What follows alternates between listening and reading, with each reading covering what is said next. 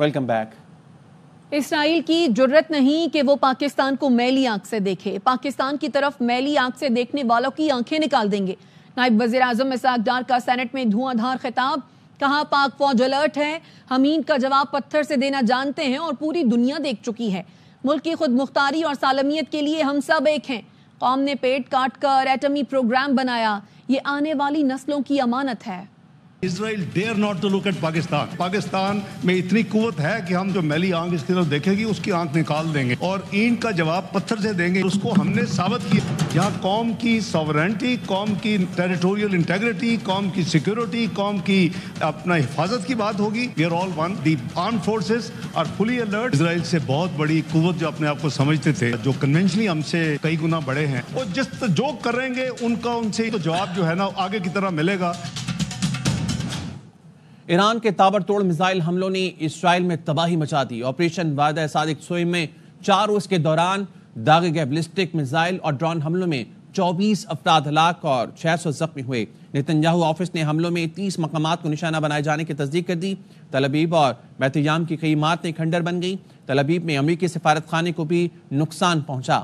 پاسداران انقلاب کا کہنا ہے حملے میں نئی تکنیک استعمال کی گئی جس نے اسرائیلی دفاعی نظام مفلوج کر دیا۔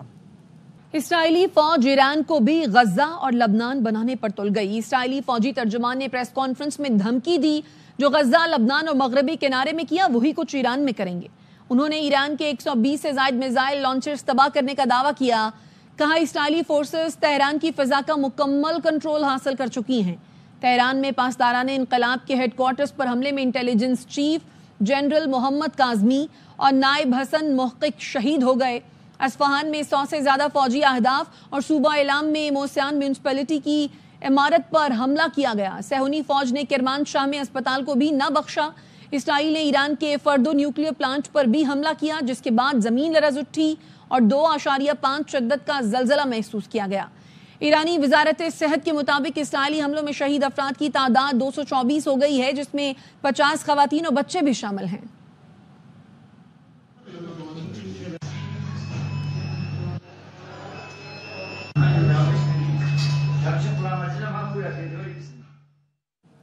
تہران پولیس کا موساد کی ڈرون ساز فیکٹری پر چھاپا، 2 ایجنٹ گرفتار کر لیے۔ پولیس نے 2 الگ الگ کارروائیوں میں موساد کے ایجنٹس کے قبضے سے 200 کلو بارود اور 23 ڈرونز کا سامان اور دیگر آلات برآمد کر لیے۔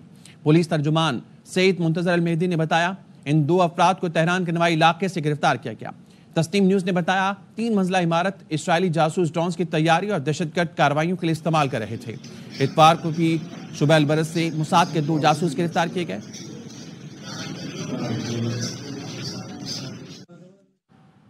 ایران میں موساد کے لیے جاسوسی کرنے والے کو پھانسی دے دی گئی۔ ایرانی میڈیا نے بتایا ایران کی سپریم کورٹ نے موساد کے جاسوس اسماعیل فکری کو مکمل فوجداری مقدمے کے بعد آرٹیکل 6 کے تحت سزائے موت کا حکم دیا۔ اسماعیل فکری موساد کے 2 ایجنٹوں سے رابطے میں تھا اور انہیں انتہائی حساس اور قومی سلامتی سے متعلق انٹیلیجنس معلومات فراہم کی تھی۔ سیکیورٹی حکام نے اسماعیل فکری سے برآمد الیکٹرانک آلات کا فورینزک تجزیہ کیا، جس میں موساد کے ہینڈلر سے رابطوں کا انکشاف ہوا ہے۔ اسرائیلی وزیر دفاع نے تہران کے شہریوں سے انتقام لینے کی دھمکی واپس لے لی۔ تازہ بیان میں اسرائیل قادس نے کہا ایرانی شہریوں کو نقصان پہنچانے کا ارادہ نہیں۔ اسرائیل ایرانی شہریوں کو نقصان نہیں پہنچانا چاہتا۔ اس سے پہلے ایکس پر ایک پیغام میں اسرائیلی وزیر دفاع نے دھمکی دی تھی کہ تہران کے رہائشیوں کو اسرائیل پر ایرانی حملوں کی قیمت ادا کرنی پڑے گی۔ جب اسرائیل اپنے اہداف کو نشانہ بنائے گا انہیں اپنے گھر اور علاقے چھوڑنے پڑیں۔ اس وقت مذاکرات کا مسئلہ اٹھانا بے معنی ہے، لیکن بات چیت تب بھی ممکن ہے۔ ایران کی وزارت خارجہ کے ترجمان اسماعیل بقائی نے نیوز کانفرنس میں کہا یہ صہیونی ہی ہیں جنہوں نے سفارتکاری کے عمل کو نقصان پہنچایا۔ امریکہ کی ذمہ داری ہے وہ واضح موقف اختیار کرے۔ With words, it is time for action. This cancerous entity will be uprooted from the region. This war is not against Iran. It is against humanity. The United States is assisting Israel against Iran. Raising the issue of negotiations is pointless at this time. However, negotiations are still a possibility. entity. It is the Zionist entity that undermined diplomacy. امریکی صدر Donald Trump کا کہنا ہے ایران اور اسرائیل کے درمیان جلد امن ہوگا، وقت آ چکا ہے، معاہدہ ہو جائے گا، دونوں ملکوں کو معاہدہ کرنا چاہیے، ڈیل کے امکانات زیادہ ہیں، ضرورت پڑی تو امریکہ اسرائیل کا ساتھ دے گا۔ I hope there's going to be a deal. I think it's time for a deal. Sometimes they have to fight it out, but we're going to see what happens. I think there's a good chance there'll be a deal. The U.S. continue to support Israel in its defense. We do, yeah. ترک صدر طیب اردوان کی روسی ہم منصب Vladimir Putin سے ٹیلی phone پر بات ہوئی۔ ترک صدارتی دفتر نے آفیشل ایکس اکاؤنٹ پر جاری بیان میں لکھا، دونوں رہنماؤں نے اسرائیل ایران تنازع پر تبادلہ خیال کیا۔ صدر اردوان نے کہا، ایران پر اسرائیلی حملوں نے پورے خطے کی سلامتی کو خطرے میں ڈال دیا ہے۔ نیتن یاہو حکومت کی لاقانونیت والا رویہ بین الاقوامی نظام کے لیے واضح خطرہ ہے۔ یہ خطہ ایک اور جنگ کا متحمل نہیں ہو سکتا۔ ایران کے ساتھ مسائل کے حل کا واحد راستہ سفارتکاری ہے۔ غزہ میں نسل کشی سے توجہ ہٹانے کے لیے اسرائیل خطے میں غلط کاموں میں ملوث ہے۔ صدر پیوٹن نے ایران پر اسرائیلی جارحیت کی مذمت کی اور کشیدگی ختم کرنے کے لیے سفارتی راستہ اختیار کرنے پر زور دیا۔ وقت ہوا ایک بریک کا، ہمارے ساتھ رہیے۔ Welcome back. اور اب بات کریں گے کاروباری برادری اور سرمایہ کاروں کو عزت دی جائے، تاجروں کو بلا جواز حراست کرنا قبول نہیں۔ وزیراعظم نے ٹیکس نہ دینے والوں کی گرفتاری سے متعلق میڈیا رپورٹس کا نوٹس لے لیا۔ ایف پی آر امور پر جائزہ اجلاس میں وزیراعظم نے کہا، باقاعدگی سے ٹیکس ادا کرنے والوں کو حراست کرنا ہرگز قبول نہیں، چیک اینڈ بیلنس کا مؤثر نظام بنایا جائے۔ گرفتاری کے اختیار صرف غیر معلوم حجم کے ٹیکس نہ دہندگان تک محدود ہونا چاہیے۔ وزیراعظم نے خصوصی کمیٹی بنانے اور تحفظ سے متعلق شکیں فائنانس ایکٹ کا حصہ بنانے کی ہدایت کی۔ اس سلسلے میں اتحادی جماعتوں سے مشاورت بھی کی جائے گی۔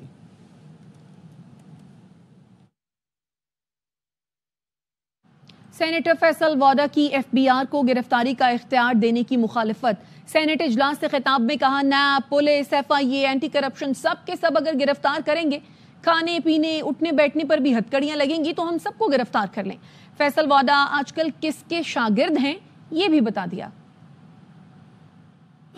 میڈے اور میڈے کی کال سے سٹارٹ کروں گا۔ نیب اریسٹ کر لے گی، پولیس اریسٹ کرے گی، ایف آئی اے اریسٹ کرے گی، اینٹی کرپشن اریسٹ کرے گی، ہر کوئی اریسٹ کرے گا، کھانے میں اریسٹ کرے گا، کھڑے ہونے پہ اریسٹ کرے گا، سانس لینے میں اریسٹ کرے گا، بیٹھنے میں اریسٹ کرے گا، تو پھر سر ہتھکڑیاں لگائے ہمیں بھی، سب کو اریسٹ کرے ایک ساتھ۔ اگر اریسٹ کرنے سے آپ کا ملک آگے بڑھتا ہے تو سب کو اریسٹ کر لیں۔ یہ ہم ڈسکشن کا حصہ بھی نہیں بنائیں گے، نہ یہ پاورز ہم کسی کو دینے جا رہے ہیں، نہ یہ ہونی چاہیے۔ ابھی تک تو میں ہر جگہ ٹھیک ہی رہا ہوں۔ مجھے جو ٹریننگ ملی ہے سیاست کی، خالد صاحب سے ملی، پھر میں خوش نصیب رہا کہ مجھے زرداری صاحب سے ملی، اور اب مجھے ایک گرو مولانا صاحب سے مل رہی ہے۔ اتنے سارے استادوں کے بیچ میں اگر میں ان کا شاگرد ہوں تو آپ سمجھ سکتے ہوگے کہ میری کیپیبلٹیز بھی کتنی ہے۔ یہاں پہ خبر آپ کو دیں، وزیراعظم کی ایرانی سفیر سے ملاقات ہوئی ہے۔ وزیراعظم نے ملاقات میں ایران اور ایرانی عوام کے ساتھ یکجہتی کا اظہار کیا ہے۔ وزیراعظم شہباز شریف کی ایران پر اسرائیلی جارحیت کی شدید مذمت۔ وزیراعظم نے کہا، معصوم لوگوں کی شہادتوں پر پوری پاکستانی قوم ایران سے اظہار ہمدردی کرتی ہے۔ وزیراعظم کی ایرانی سفیر سے ملاقات۔ وزیراعظم نے ملاقات میں ایران اور ایرانی عوام کے ساتھ یکجہتی کا اظہار کیا۔ وزیراعظم شہباز شریف کی ایران پر اسرائیلی جارحیت کی شدید مذمت۔ معصوم لوگوں کی شہادتوں پر پوری پاکستانی قوم ایران سے اظہار ہمدردی کرتی ہے، کہنا تھا وزیراعظم کا۔ ہوا بازی صنعت کا سب سے بڑا میلہ پیرس میں سج گیا۔ پیرس ایئر شو میں 48 سے زیادہ ملکوں کے 2500 سے زائد سٹالز ہیں۔ پاکستان کے ہاتھوں تباہ ہونے والا رافیل طیارہ بھی نمائش کا حصہ ہے۔ مزید بتائیں گے پیرس میں موجود ڈیپٹی بیورو چیف محمد صلاح الدین۔ اس وقت یہاں پر موجود ہوں پیرس ایئر شو 2025 میں دنیا بھر سے ہوا بازی کے صنعت کے لوگ یہاں پر موجود ہیں، چاہے وہ جنگی طیارے ہوں یا کمرشل طیارے ہوں، لیکن یہ وہ مشین ہے، یہ وہ جہاز ہے جو دنیا میں توجہ کا مرکز بنا کہ ہمارے شاہینوں نے جسے نیست و نابود کیا، یہ ہے رافیل۔ لوگ یہاں مندوبین اس کو چیک کر رہے ہیں کہ آیا دنیا بھر کا جدید ترین طیارہ، وہ کیا وجوہات ہوئی تھیں کہ دشمن ممالک کے پائلٹ جو ہے وہ اس کو استعمال صحیح نہیں کر سکے یا انہیں صحیح تربیت نہیں تھی۔ ماہرین ایویشن کا یہی کہنا ہے کہ اس میں کوئی کمی نہیں، دنیا کا جدید ترین یہ لڑاکا طیارہ ہے، اس کا استعمال کرنے والے صحیح نہیں تھے۔ 7 اور 8 مئی سے پہلے اس کی بڑی دھوم تھی، لیکن جب ہمارے شاہینوں نے اس کو گرایا تو اس کی مارکیٹ 6 پوائنٹ گر گئی تھی۔ 2 طیارے، ایک یہاں رکھا ہوا ہے اور ایک میرے عقب میں، یہ دیکھ سکتے ہیں کہ یہاں یہ دونوں طیاروں پہ خاصا رش ہے۔ شانگلہ کی خوبصورت تفریحی مقام برج بانڈا پہنچنا انتہائی مشکل. حکومت 4 سال میں بھی 4 کلومیٹر سڑک نہ بنا سکی. رپورٹ کریں گے سرفراز خان.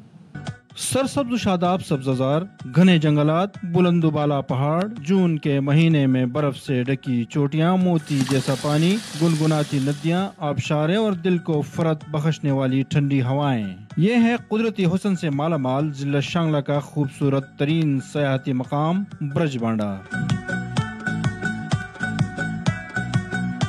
ہزاروں کی تعداد میں گرمی کے ستائے ہوئے سیاح اس حسین وادی میں ڈیرے ڈالے ہوئے ہیں. برج بانڈا ہم کافی دوست آئے ہوئے، ادھر ہم نے ٹینٹس لگایا اور ادھر کا موسم کافی خوشگوار ہے. یہاں آنے والے سیاح قدرت کی رنگینیوں میں گم ہو جاتے ہیں، لیکن اگر انہیں گلہ ہے تو سڑک کی خرابی کا. سیاح گزشتہ 4 سالوں سے 4 کلومیٹر روڈ کی تعمیر کا مطالبہ کر رہے ہیں، لیکن حکومت کو ابھی تک توفیق نہیں ہوئی کہ وہ اس روڈ کو بنا سکے. ادھر کا روڈ جو ہے تھوڑا خراب ہے تو ہمیں یہی مشکلات ہوئی تھوڑی سی. آنے والے سیاح یہاں کے قدرتی نظاروں اور ٹھنڈی ہواؤں سے لطف اٹھاتے ہیں. کوئی موسیقی سنتے ہی جھومنے پر مجبور ہو جاتا ہے تو کوئی کرکٹ کھیلتا ہے، کوئی ندی کے کنارے گرم گرم کھانوں کے مزے لے رہا ہے تو کچھ سیاح ہائیکنگ کے بھی دل دادا ہیں. سرفراز خان، ARY نیوز، برج بانڈا، ضلع شانگلہ. واپس آئیں گے اس بریک کے بعد. ہمارے ساتھ رہیے. آپ کو لے چلیں گے وزیر اعظم شہباز شریف تقریب سے خطاب کریں گے. It is really a great pleasure to be here to see the Pakistan Navy under the patronage of the Ministry of Maritime Affairs and with the valuable support of partners like Badr Expo Solutions organizing the 2nd edition of the Pakistan International Maritime Expo and Conference 2025. I take this opportunity to express my appreciation to the Minister of Maritime and the Chief of the Naval Staff, Admiral Naveed Ashraf, for their outstanding leadership in steering this important event. Distinguished participants, the Pakistan Navy has always stood as a pillar of strength in our national defense architecture, whether it was the legendary Operation Dawarka of 1965 or its state of preparedness during the recent Indian misadventure. The Pakistan Navy has never failed to demonstrate resolve, professionalism, and precision. Ladies and gentlemen, Pakistan remains committed to international peace, regional stability, and adherence to international norms that continues to guide our maritime diplomacy. The recent Aman exercise, with participation from 60 countries, stands as a resounding expression of this unwavering commitment. With over 1,000 kilometers of coastline, 3 major ports, and a strategic location at the crossroads of global maritime routes, Pakistan is uniquely positioned to harness the full potential of its maritime domain. The blue economy is the next frontier of Pakistan's economic resurgence. With the power to generate wealth, drive trade, stimulate inclusive and sustainable growth, and transform coastal livelihoods. Global blue economy is valued in the trillions of dollars, and for Pakistan, tapping even a fraction of that potential could be a real game changer for our national development and regional connectivity. Ladies and gentlemen, the blue economy is a constellation of opportunities, from merchant shipping to fisheries, from shipbuilding and recycling to renewable energy, from coastal tourism to offshore aquaculture. we must harness this promising spectrum of possibilities. Our total freight charges annually touch almost $7 billion. Let there be a healthy competition between Pakistani shipping companies and foreign shipping liners. Ladies and gentlemen, Japan's journey reminds us that it is not the size of our challenges, but the strength of our response that determines our future course. Despite geographic constraints and limited natural resources, Japan transformed itself into a global maritime powerhouse with world-class port infrastructure, advanced shipbuilding, and sustainable exploitation of marine resources. Its integrated maritime strategy has become a cornerstone of national growth, technological innovation, and regional influence. As I conclude, I'd like to reiterate that blue economy is the new frontier and its time has arrived. Let's take the leap. And I would like to encourage our young, dynamic Minister of Maritime, Junaid Anwar Chaudhary, and of course, our Naval Chief, Naveed Ashraf, his team, and of course, all stakeholders to come forward, join hands, team your efforts, and transform our maritime strength. That is the need of the day, and I'm sure you're going to live up to the expectations of the people of Pakistan. Thank you very much. Pakistan Paindabad. International maritime expo and conference के soft launch की तकरीब वज़ीर-ए-आज़म खिताब कर रहे थे। उन्होंने कहा international maritime expo and conference के दूसरे एडिशन के इनेकाद खुशाइंद है। उन्होंने कहा पाक बहरिया कौमी दिफा का अहम सतून है। 1965 का ऑपरेशन दवार का हो या हालिया तनाज़ पाक बहरिया ने अपना लोहा मनवाया है। वापस आएंगे ब्रेक के बाद, हमारे साथ रहिए। Welcome back. और खबर देंगे आपको, वजीर आजम ने टैक्स फ्रॉड पर गिरफ्तारी कानून में सरमायाकारों का नरमी का मुतालबा मान लिया है। तफसीलात क्या हैं, शोएब निजामी से जानते हैं। अपडेट कीजिए शोएब। फाइनेंस बिल के अंदर 37A के नाम से एक शिक जो है शामिल की गई थी, जिसमें ग्रेड 16 के किसी भी टैक्स इंस्पेक्टर को इख्तियार दिया गया था कि वो किसी भी कंपनी के CFO, चीफ एग्जीक्यूटिव ऑफिसर या उसके चीफ ऑपरेटिंग ऑफिसर को गिरफ्तार कर सकता है।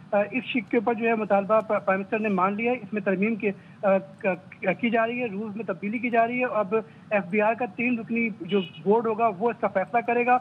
इसके लिए जो 3 नोटिस पहले भेजे जाएंगे किसी भी कंपनी को टैक्स फ्रॉड के, और अगर वो गिरफ्तारी होती है तो 24 घंटे के अंदर जो है उसको मजिस्ट्रेट के सामने पेश किया जाएगा। ताहम अब इस बात का इख्तियार किसी भी टैक्स इंस्पेक्टर से ले लिया गया है कि वो अब बराह रास्त किसी भी कंपनी के CEO, CFO या COO को गिरफ्तार नहीं कर सकेगा। जी, अपडेट करने के लिए शुक्रिया। मुकेश चावला खामोश बैठ जाओ, पता है तुम्हारे क्या धंधे हैं। सिंध असम्बली में पीपल्स पार्टी और MKM अरकान में तसादुम, तल्ख जुमलों का तबादला। MKM के MPA आदिल अस्करी ने कहा सूबे में मुराद अली शाह वज़ीर आला और बहनोई चीफ सेक्रेटरी हैं, दुनिया में ऐसा कहीं में नहीं होता। सूबाई वजीर मुकेश चावला ने वज़ीर आला के नाम लेने पर एतराज उठाया तो आदिल अस्करी ने मुखातिब करते हुए कहा मैं तुम्हें जानता हूं। एक बात पूछूंगा, आज पूरी दुनिया में 190 से ज्यादा ममालिक हैं, उसमें कई सूबे हैं, कोई एक प्रोविंस मुझे बता दे जहां पर वजीर आला बैठा हुआ और उसका बहनोई चीफ सेक्रेटरी के तौर पे बैठा हुआ। आसिफ हैदर शाह चीफ सेक्रेटरी, मुराद अली शाह का बहनोई है, उसको नहीं होना चाहिए चीफ सेक्रेटरी। ये इंटरनेशनल लॉ कहते हैं, इसको नेपोटिज्म कहते हैं। अब तक के लिए इतना ही। देखते रहिए ARY न्यूज़।